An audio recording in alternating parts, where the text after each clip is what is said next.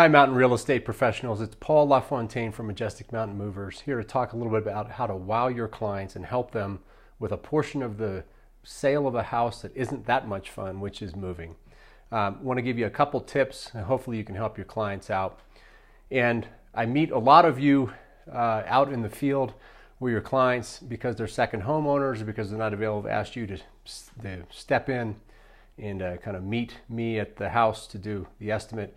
And that's no fun for anybody, because there can be nothing less fun for a mover, and of course nothing less fun for a real estate professional than to have to go out to a house and guess what the owner is going to want to move or not, or to try to figure things out. So what I want to do is I want to give you a couple of tips on things you can help the owners with that can hopefully substitute for you having to run out additionally to get to the house to help the mover try to figure out what the owner wants to move.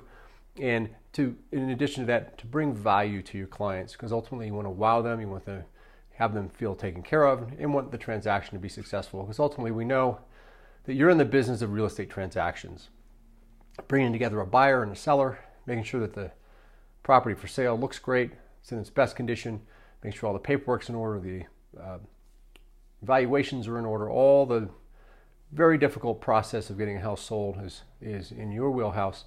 And getting things moved out is not so much part of your area of expertise, nor does it contribute to the good stuff that you do. So let's see if we can give you a couple tips on how to help people at the time of the sale of the house. So the first tip I have to give is offer to be their assistant in saving money.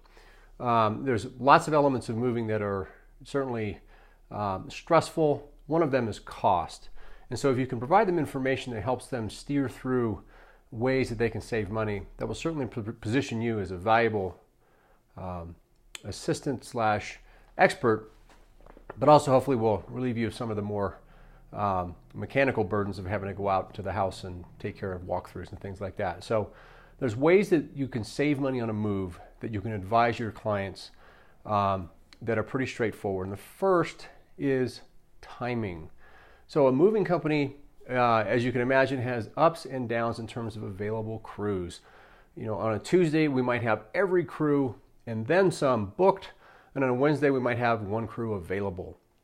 So we're going to be very amenable to taking into consideration a client's needs for a Wednesday, and on Tuesdays, we're really going to try to get them to move. So if you can help us move the move date to a date that works for both parties, that is a super valuable advisory role that you can provide for your client, and it helps us out.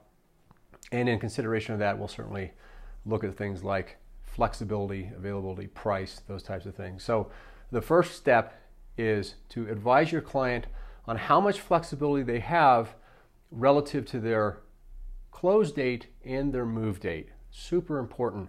Many times I'll actually be doing an estimate for a client, and they'll be a little bit confused about the process of how the sale is going to complete. And we'll talk about their moving schedule, and they'll say, I've got to go talk to my real estate professional to try to move my move date or try to make some consideration.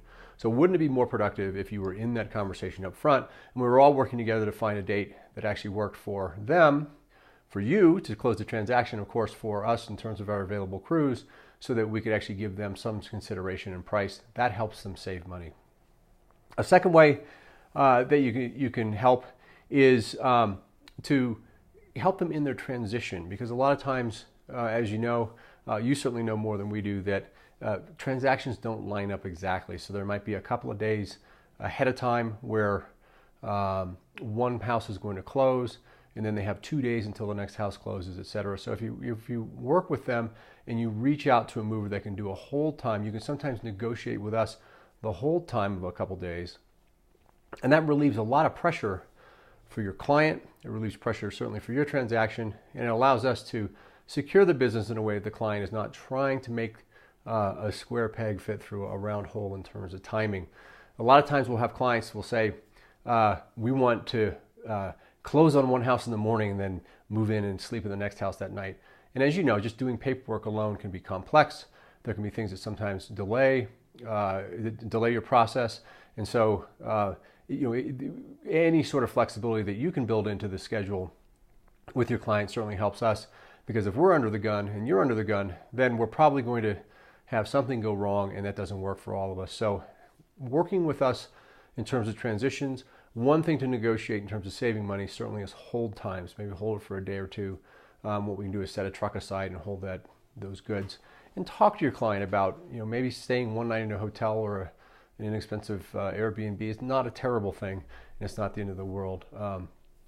As you know, your clients it's a time of stress, so they want to get to their new home as quickly as they can. So it's a version of timing, but that whole time in the store time is really important. And the third thing you can advise your client on is to negotiate on details, not on the whole thing. So the client will sometimes come and say, I want a discount on the move. Well, that's hard for us to respond to because there's so many elements of a move that is part of the reality that they're going through. So we don't know what's going to be more expensive for us to service or what's going to be less expensive for us to service. So what you can advise your client to do is look at that part of the move where they do have flexibility. We've already talked about timing.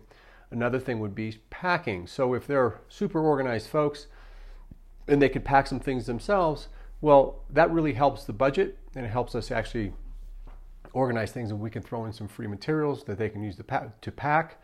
We can work with them on that, because what they're doing is they're helping us have a more successful move, and therefore we're more likely to negotiate on that one piece of the move. So find out from your client where you and you'll know your client more than we will for sure. And if you're able to reach out to us, professional to professional, and say, hey, I know these folks, here's where I think they have some flexibility.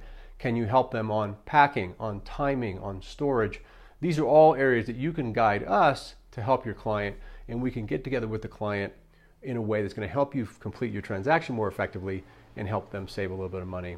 I hope these 3 ideas help you get out of going out and doing walkthroughs and doing all the work yourself, because if you can guide your client in a way that they're heading toward saving some money, they'll probably take your advice and then spend the time, of course, working with us on things like whether the red chair goes or the blue chair is going to stay. So these are 3 tips. We hope this helps you. And my name is Paul LaFontaine from Majestic Mountain Movers. Thanks so much.